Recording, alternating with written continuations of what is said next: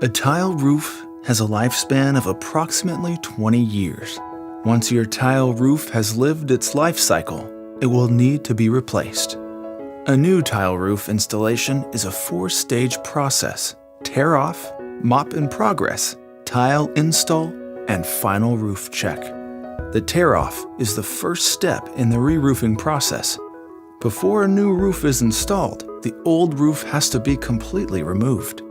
While this may sound like a messy and obstructive task, if handled by professionals, it is a painless and unobtrusive process. The tear-off begins by removing all the old tiles from your roof.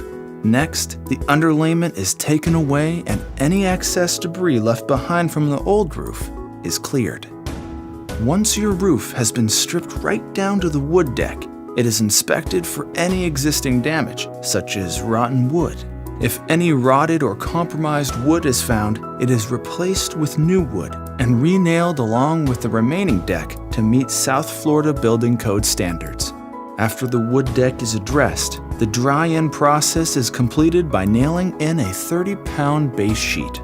This prepares the roof for the second stage of the re-roofing process. On the average-sized roof, tear-off takes approximately 1 day to complete. The bigger the roof, the longer it could take.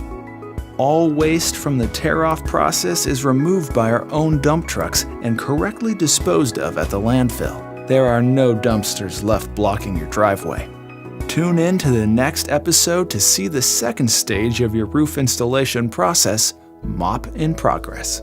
At ABC Roofing, we have you covered. We are here to answer any questions you may have about your roof. Visit our website for more information.